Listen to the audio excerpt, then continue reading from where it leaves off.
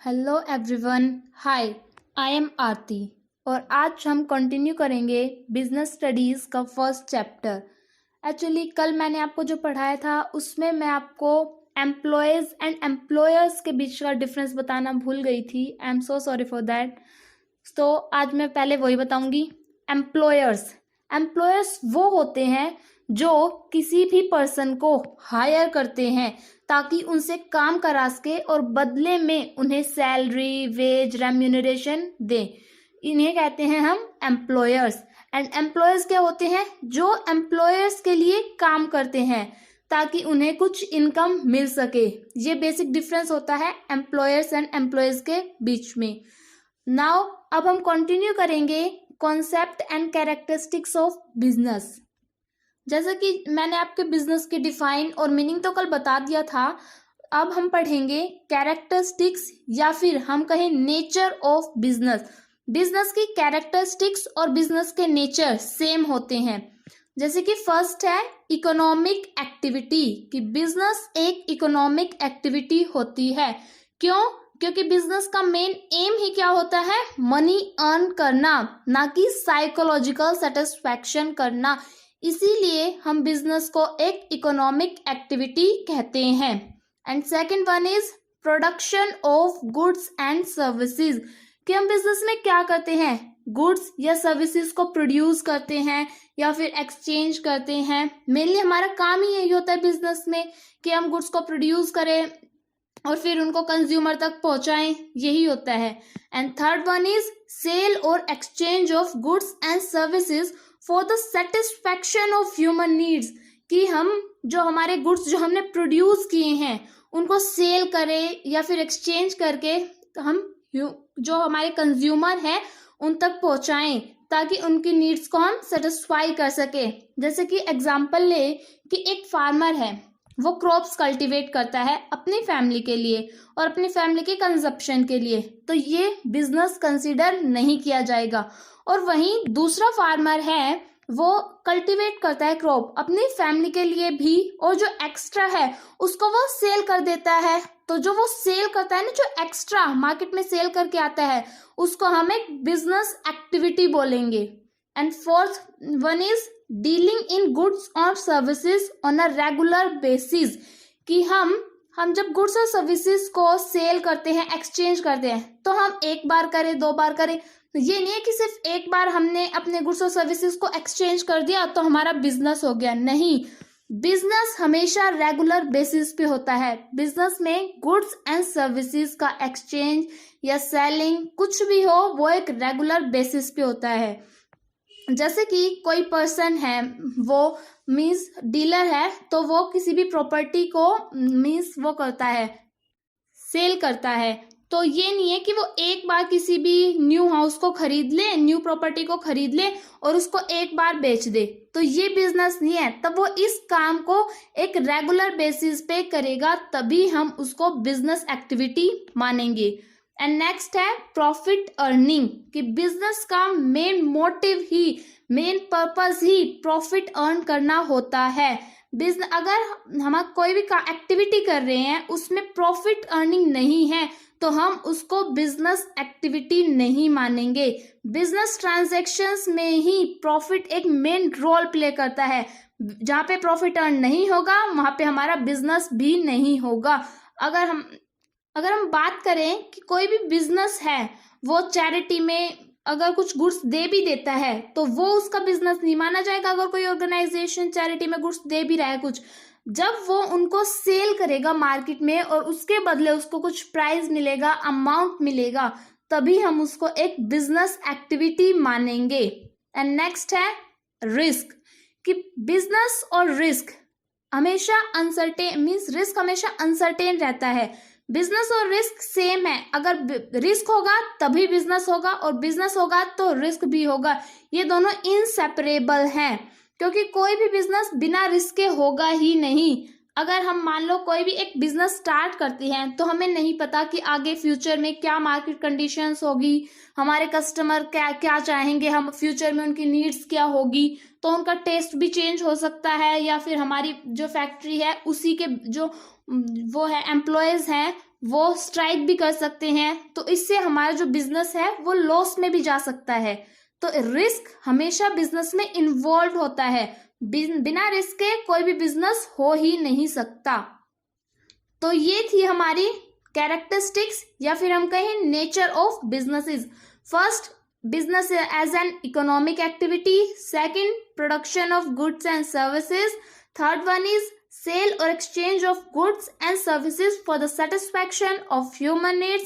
Fourth one is dealing in goods or services on a regular basis. And fifth one is profit earning. And the last one, sixth, is uncertainty of return or risk. Now, अब हम पढ़ेंगे कि business को economic activity कहते क्यों हैं, उसको completely detail में पढ़ेंगे। जैसे कि मैंने मेनली 3 पॉइंट्स कंसिडर किए हैं इसमें।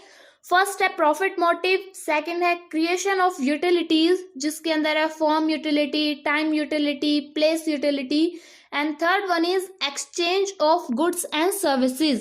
तो अब हम इनको डिटेल में पढ़ेंगे। फर्स्ट है प्रॉफिट मोटिव। जैसा कि मैंने अब तक आपको बताया कि कोई भी बिजनेस एक्टिविटी हो उसमें मनी अर्न करना मेन मोटिव होता है। कोई भी एक्टिविटी करें उसका मेन एम ही प्रॉफिट अर्न करना होता है, क्रिएशन ऑफ वेल्थ होता है, वेल्थ जनरेट करना होता है। And second one is creation of utilities. Generally हमने जो यूटिलिटीज है वो 3 टाइप्स में कैटेगराइज की है। फर्स्ट है फॉर्म यूटिलिटी। फॉर्म यूटिलिटी में क्या होता है कि कोई भी बिजनेस है उसके अंदर रॉ मटेरियल से फिनिश्ड गुड्स कन्वर्ट करना, ये होती है हमारी form utility. Means one form से सेकंड फॉर्म में कन्वर्ट करना, रॉ मटेरियल से फिनिश्ड गुड्स में कन्वर्ट करना। और इसी में हम एग्जाम्पल ले सकते हैं शुगर का, कि शुगर केन से शुगर बनाना। शुगर केन क्या है, एक रॉ मटेरियल है, लेकिन शुगर क्या है, एक फिनिश्ड प्रोडक्ट है। तो इसमें क्या हुआ, एक फॉर्म से दूसरी फॉर्म में हमने प्रोडक्ट को, मटेरियल को कन्वर्ट किया है। सेकंड वन है यूटिलिटी, कि टाइम यूटिलिटी में क्या होता है कि जो गुड्स है वो हमने बना तो दिए, लेकिन जरूरी थोड़ी ना है कि जो हमने अभी बनाए हैं वो इसी टाइम कंज्यूम किए जाए। बहुत सारे ऐसे भी गुड्स होते हैं जो सीजन के अकॉर्डिंग होते हैं, जैसे कि एसी, कूलर, इनको हम समर सीजन में यूज करते हैं लेकिन इनका प्रोडक्शन विंटर में भी होता है। तो इनके लिए हम क्या करते हैं कि जो एसी कूलर के जो प्रोडक्शन होता है इनको वेयर हाउसेज में स्टोर कर देते हैं, ताकि तब इनकी डिमांड बढ़ेगी समर सीजन में, तब इनको सप्लाई कर देंगे। तो टाइम यूटिलिटी को कौन रिप्लेस करता है, warehouses. And third one is place utility, कि जब मान लो कोई भी गुड्स है हैदराबाद में बन रहे हैं, जरूरी थोड़ी है कि वहां पे ही मीन्स वहीं के एरिया में सारे कंज्यूम हो जाए, सेम प्लेस पे कंज्यूम हो। बहुत सारे ऐसी भी जगह है जहाँ पे वही सेम प्रोडक्ट चाहिए, जैसे कि टी असम में उगती है, वहां के लोग टी बनाते हैं, लेकिन कंज्यूम तो ऑल ओवर द वर्ल्ड होती है, ऑल ओवर द इंडिया होती है। तो उसको प्लेस यूटिलिटी को रिप्लेस कौन करता है, ट्रांसपोर्ट, कि ट्रांसपोर्ट के थ्रू हम जो हमारे गुड्स एंड सर्विसेज है उनको एक प्लेस से दूसरी जगह पहुंचाते हैं। तो इससे हमारी प्लेस यूटिलिटी को ट्रांसपोर्ट रिप्लेस कर देता है। And third is exchange of goods and services. Economic activities होती है हमारी जितनी भी, उनका मेन मोटिव ही, मेन एम ही मनी अर्न करना होता है। किसके थ्रू, गुड्स और सर्विसेज को एक्सचेंज करके, सेल करके, डिस्ट्रीब्यूट करके। तो हम इन तीनों पॉइंट से कह सकते हैं कि बिजनेस एक इकोनॉमिक एक्टिविटी है, क्योंकि उस बिजनेस है उसमें प्रॉफिट मोटिव भी होता है और इकोनॉमिक एक्टिविटीज में भी प्रॉफिट मोटिव होता है, क्रिएशन ऑफ यूटिलिटीज भी होता है बिजनेस में भी और इकोनॉमिक एक्टिविटीज में भी, और गुड्स एंड सर्विसेज का एक्सचेंज भी होता है बिजनेस में भी और इकोनॉमिक एक्टिविटी में भी। That's why we can say that business is an economic activity. Now अब हम पढ़ेंगे ऑब्जेक्टिव्स ऑफ बिजनेस, कि बिजनेस है उसके बहुत सारे ऑब्जेक्टिव्स भी होते हैं। फर्स्टली हम पढ़ेंगे कि ऑब्जेक्टिव्स होते क्या हैं, कि मेन ऑब्जेक्टिव का मीनिंग क्या होता है। तो ऑब्जेक्टिव्स वो एंड होते हैं जिनके लिए सारी एक्टिविटीज की जाती हैं, जिनको अचीव करने के लिए हम सारे काम करते हैं, उन्हें ही ऑब्जेक्टिव बोलते हैं। जैसे कि किसी भी ऑर्गेनाइजेशन का एम है कि उसे एक साल में 10% अपनी सेल इंक्रीज करनी है, तो ये क्या है उसका ऑब्जेक्टिव। और इस 10% सेल को इंक्रीज करने के लिए हम बहुत सारे काम करेंगे, जैसे कि मार्केटिंग करेंगे, ज़्यादा से ज़्यादा प्रोडक्शन करेंगे, तो हम सारे एक्टिविटीज करेंगे किस लिए, सिर्फ 10% सेल को एक साल में इंक्रीज करने के लिए। लेकिन इसके बहुत सारे टाइम लोग ये मानते हैं कि जो प्रॉफिट अर्निंग है वो मेन ऑब्जेक्टिव होता है बिजनेस का, सिर्फ वही ऑब्जेक्टिव होता है बिजनेस का। लेकिन नहीं, प्रॉफिट अर्न करना किसी भी बिजनेस का प्राइम ऑब्जेक्टिव हो सकता है, लेकिन सोल ऑब्जेक्टिव नहीं हो सकता, क्योंकि बिजनेस के बहुत सारे ऑब्जेक्टिव्स होते हैं। जैसे कि हमने मेनली 3 कैटेगरीज में डिवाइड किया है। फर्स्ट है economic objectives, second one is social objective and third one is human और इंडिविजुअल ऑब्जेक्टिव्स। नाउ अब हम तीनों को वन बाय वन डिटेल में रीड आउट करेंगे। First is economic objectives.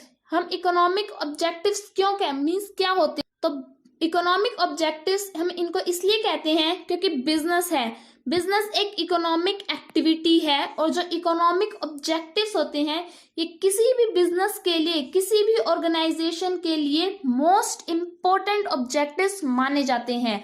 इनके अंदर भी कुछ और ऑब्जेक्टिव्स इंक्लूड होते हैं, जैसे कि survival, profit and growth. Survival का मतलब क्या है कि किसी भी ऑर्गेनाइजेशन का बेसिक पर्पस, मेन पर्पस क्या होता है कि वो कंपटीशन मार्केट में एग्जिस्ट कर पाए एक लंबे टाइम तक, मींस मार्केट में अपने लिए एक जगह बना पाए जहां पे वो एक लॉन्ग टाइम पीरियड तक अपना बिजनेस कंटिन्यू कर सके और प्रॉफिट अर्न करता रहे।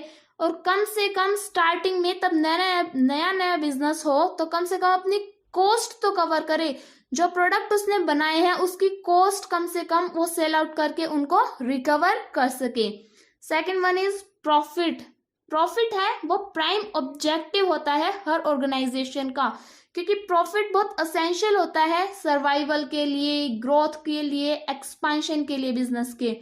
क्योंकि अगर प्रॉफिट ही नहीं होगा तो कोई भी जो बिजनेस है वो सर्वाइव ही नहीं कर पाएगा मार्केट में, ना ही उसकी ग्रोथ होगी, ना ही वो अपनी और ब्रांचेस खोल पाएगा, ना ही एक्सपेंशन होगा उसका। तो हम कह सकते हैं कि प्रॉफिट एक रिवॉर्ड होता है जो कि बिजनेसमैन को दिया जाता है रिस्क बियर करने के लिए। मतलब प्रॉफिट एक गिफ्ट की तरह दिया जाता है बिजनेसमैन को, किस लिए, क्योंकि हमने भी पढ़ा था कि बिजनेस और रिस्क दोनों एक साथ चलते हैं, बिना रिस्क के बिजनेस हो ही नहीं सकता। तब जब बिजनेसमैन रिस्क बियर करेगा, रिस्क उठाएगा, तो उसके बदले में उसको profit as a reward, as a gift दिया जाता है। थर्ड वन इज ग्रोथ, कि बिजनेस ऑर्गेनाइजेशन होते हैं उसकी जो किसी भी ऑर्गेनाइजेशन की सक्सेस हमेशा ग्रोथ रेट में मेजर की जाती है। और जो ग्रोथ है वो किस में मेजर की जाती है कि नंबर ऑफ सेल्स कितनी है, नंबर ऑफ ब्रांचेस कितनी है उस ऑर्गेनाइजेशन के, कितने प्रोडक्ट्स बना रहा है, कितने एम्प्लॉयज हैं, एटसेट्रा एटसेट्रा। फॉर एग्जाम्पल अगर हम रिलायंस कंपनी है उसी का एग्जाम्पल लें तो हम उसकी ग्रोथ कैसे मेजर करेंगे कि उसकी कितनी सेल हो रही है, उसकी कितनी ब्रांचेस है ऑल ओवर द वर्ल्ड या ऑल ओवर द इंडिया, उसमें कितने प्रोडक्ट्स बनते हैं, कितनी वेराइटीज के प्रोडक्ट बनते हैं, उसके अंदर एम्प्लॉयज कितने हैं, उनके एम्प्लॉयज की ग्रोथ कितनी हो रही है, उसमें ट्रेनिंग कितनी दी जाती है, डेवलपमेंट कितना होता है। तो इन सब से हम उस रिलायंस कंपनी की ग्रोथ को मेजर आउट करेंगे। नाउ अब हम पढ़ेंगे सोशल ऑब्जेक्टिव्स। इकोनॉमिक ऑब्जेक्टिव्स में हमने क्या पढ़ा, मेनली 3 पॉइंट्स पढ़े, सर्वाइवल, प्रॉफिट एंड ग्रोथ। ये तीनों जो पॉइंट्स है ये एक दूसरे से रिलेटेड है। जब कोई भी बिजनेस प्रॉफिट अर्न करेगा तो वो सर्वाइव भी कर पाएगा और वो ग्रोथ भी कर पाएगा। तो हम कह सकते हैं कि प्रॉफिट है वो प्राइम ऑब्जेक्टिव है किसी भी बिजनेस का। सोशल ऑब्जेक्टिव्स, कोई भी सोसाइटी होती है उसमें बिजनेस एग्जिस्ट करता है। ये तो है नहीं कि सोसाइटी से बाहर जाके कोई बिजनेस एग्जिस्ट करेगा। तो जो वो होता है बिजनेस, वो सोसाइटी के रिसोर्सेज भी यूज करता है। तो जब कोई बिजनेस सोसाइटी के रिसोर्सेज यूज करेगा, वहां से एम्प्लॉयज लेगा, वहां से सारी चीजें लेगा, सारी फैसिलिटीज लेगा, तो उसके बदले उसे भी तो कुछ सोसाइटी को देना चाहिए। तो इसके बदले में वो सोशल ऑब्जेक्टिव्स अपने फुलफिल करता है, क्योंकि हम मानते हैं कि बिजनेस होता है वो एक इंटीग्रल पार्ट होता है सोसाइटी का, एक बहुत इंपॉर्टेंट पार्ट होता है सोसाइटी का। कोई भी बिजनेसमैन अगर सोसाइटी के इंटरेस्ट को इग्नोर कर दे तो वो उस सोसाइटी में एग्जिस्ट ही नहीं कर पाएगा, सक्सेसफुली रन ही नहीं कर पाएगा। मान लो कोई भी एक कंपनी है एबीसी, वो अपनी सोसाइटी में कोई भी रूल्स फॉलो नहीं करती, मींस ना वहाँ के लोगों को एम्प्लॉयमेंट प्रोवाइड करती है, ना ही अच्छी क्वालिटी के गुड्स प्रोवाइड करती है, और वहाँ पे बहुत ज़्यादा पोल्यूशन करती है, तो सोसाइटी उसको टॉलरेट नहीं करेगी। वो उसके अगेंस्ट कंप्लेंट करेगी तो गवर्नमेंट उसके अगेंस्ट स्टेप्स लेगी और उसको बंद कर देगी या फिर उसको बैन कर देगी उसके प्रोडक्ट्स को, और उसको वहाँ से हटा देगी। तो उससे हमारा क्या होगा, बिजनेसमैन को बहुत ह्यूज लॉस होगा। बहुत सारे सोशल ऑब्जेक्टिव्स होते हैं जो कोई भी बिजनेस हमेशा फुलफिल करता ही करता है, जैसे कि supply of good quality product, avoidance of unfair trade practices, employment generation, social services और अवॉइडेंस ऑफ पोल्यूशन। अब हम सारे पॉइंट्स को डिटेल में पढ़ेंगे। First is supply of good quality products, कि हमेशा किसी भी बिजनेस को कस्टमर्स को हमेशा गुड अच्छी क्वालिटी के प्रोडक्ट्स प्रोवाइड करने चाहिए, ताकि उसका कस्टमर है वो उससे सेटिस्फाई हो जाए। और ये भी नहीं कि हाँ अच्छी क्वालिटी तो प्रोवाइड कर रहे हैं गुड्स की, लेकिन बहुत ही ह्यूज प्राइस पे कर रहे हैं, बहुत ज़्यादा महंगे दे रहे हैं। नहीं, हमें जो उनकी जो वैल्यू है वो भी एक एवरेज वैल्यू रखनी चाहिए, ताकि हर जो लेवल के लोग हैं उनको खरीद पाएं। जैसे कि हम एग्जांपल ले, रेफ्रिजरेटर, टीवी, कार, स्कूटर, ये सारे हैं। इनमें क्या चीज, इनमें क्वालिटी का मतलब क्या होता है, ड्यूरेबिलिटी, मतलब कितने लंबे टाइम तक चलेंगे। हम ये तो है नहीं कि टीवी को ले लें और सिर्फ ये देख रहे कि हाँ उसमें अच्छी पिक्चर्स आ रही है, हम ये भी तो देखते हैं कि वो कितना ड्यूरेबल है, उसकी लॉन्गेविटी कितनी है, उसका ड्यूरेबल टाइम कितना है। तो हम ये सारी चीजें भी कंसिडर कर सकते हैं। और जैसे कि हम प्रेशर कुकर खरीदें या फिर गैस सिलेंडर, तो इसमें क्वालिटी का मतलब होता है सेफ्टी। अगर इनमें कोई भी लीकेज मिलेगी तो उससे हमें हार्म पहुंचेगा। तो ऐसे भी हार्मफुल प्रोडक्ट्स किसी भी बिजनेस को और अपने कस्टमर्स को प्रोवाइड नहीं करने चाहिए। और जो प्रोडक्ट्स होते हैं जैसे कि पल्सेस, स्पाइस, इनमें होता है कि प्योरिटी प्रोवाइड करे, ना कि इनमें अडल्ट्रेशन कर दे, मतलब मिलावट नहीं करनी चाहिए। जैसे पल्सेस में कर देते हैं, चावल में कर देते हैं, व्हाइट कंकड़ होते हैं ना, वो मिक्स कर देते हैं, ऐसे नहीं करनी चाहिए। इससे जो हमारे कस्टमर्स हैं उनको हार्म पहुंचेगा, और इससे जो कंपनी की गुडविल है उस पर भी बहुत इफेक्ट पड़ेगा। और इसकी वजह से एक बार तो उसके प्रोडक्ट्स बिक जाएंगे उसको बिजनेस के, लेकिन उसके बाद कोई भी कस्टमर उसके ऊपर कंप्लेंट करेगा या फिर उसके अगेंस्ट वो कंप्लेंट फाइल करेगा, और गवर्नमेंट उसके अगेंस्ट हार्ड स्टेप्स लेंगी। सेकंड है avoidance of unfair trade practices, कि कोई भी सोसाइटी है वो ऐसी प्रैक्टिसेस, ब्लैक मार्केटिंग मींस कालाबाजारी, अडल्ट्रेशन, मिलावट, ओवरचार्जिंग, ज्यादा प्राइस लेना, ये सारी चीजें टॉलरेट नहीं करती। इससे अगर कोई भी बिजनेसमैन ये सारी चीजें करता है तो उसकी रेपुटेशन को भी लॉस होता है, और उसको पनिशेबल भी किया जाता है अंडर लॉ, और उसको फाइन भी देना पड़ता है। कई बार तो उनको इम्प्रिजनमेंट मीन्स उनको जेल भी हो जाती है।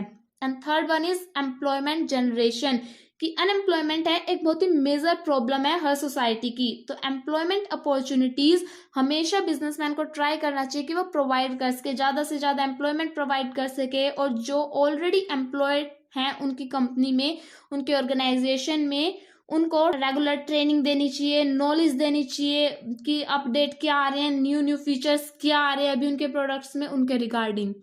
Fourth one is social services, कि कोई भी बिजनेस होता है वो, हम बहुत सारे बिजनेसेस होते हैं कि जो चैरिटी में फंड्स डोनेट करते हैं, एनजीओ के लिए देते हैं। तो वो क्यों करते हैं, अपनी गुडविल को अच्छा करने के लिए। टाटा कंपनी है वो एक बहुत ह्यूज अमाउंट एनजीओज में या फिर सोशल सर्विस प्रोजेक्ट्स में लगाती है, किस लिए, कि अपनी एक अच्छी गुडविल बना सके, अपनी एक अच्छी रेपुटेशन बना सके, ताकि कस्टमर्स उनसे हमेशा अट्रैक्ट होते रहे, उनसे जुड़े रहें। And last one is avoidance of pollution, कि कोई इंडस्ट्रियलाइजेशन की वजह से बहुत ज़्यादा पोल्यूशन हो रहा है, जैसे कि जो बहुत सारी इंडस्ट्रीज है वो लेक्स में, रिवर्स में अपने जो गार्बेज होती है या फिर जो इंडस्ट्रियल थ्रो होता है उनको ड्रेन आउट कर देती है, मतलब उनको पानी में बहा देती है, जिसकी वजह से हमारी रिवर्स है वो भी बहुत ज़्यादा पोल्यूटेड हो रही है। तो किसी भी बिजनेसमैन को ऐसी चीज़ें नहीं करनी चाहिए, हमेशा एनवायरमेंट फ्रेंडली टेक्निक्स है प्रोडक्शन की वो अडॉप्ट करनी चाहिए, और कोई भी वेस्ट मटेरियल ऐसी टाइप का नहीं फैलाना चाहिए, क्योंकि अगर कोई भी सोसाइटी में अगर आपकी कंपनी है उससे ज़्यादा से ज़्यादा पोल्यूशन हो रहा है, एयर पोल्यूशन हो रहा है, तो सोसाइटी वाले उसके अगेंस्ट कंप्लेंट करेंगे और फिर आपकी कंपनी को कुछ मेजर्स लेने पड़ेंगे, या फिर तो इससे आपकी एक रेपुटेशन होती है ना वो भी नीचे जाती है। क्योंकि अगर आप पोल्यूशन फ्री एनवायरनमेंट रखोगे, means environment friendly techniques use करोगे, तो आपके जो आसपास के लोग हैं वो भी सेटिस्फाई रहेंगे और आपकी अच्छी रेपुटेशन भी बनी रहेगी और आपके प्रोडक्ट्स भी लोग खरीदेंगे। तो आज हमने क्या क्या पढ़ा कि बिजनेस को एक इकोनॉमिक एक्टिविटी क्यों कहते हैं, बिजनेस के फीचर्स, कैरेक्टरिस्टिक्स या फिर कहें नेचर क्या होते हैं, और बिजनेस के ऑब्जेक्टिव्स पढ़े, दो हमने आज पढ़े हैं। जो हमारा लास्ट आ गया ह्यूमन और इंडिविजुअल ऑब्जेक्टिव्स, वो हम आने वाली नेक्स्ट वीडियो में पढ़ेंगे।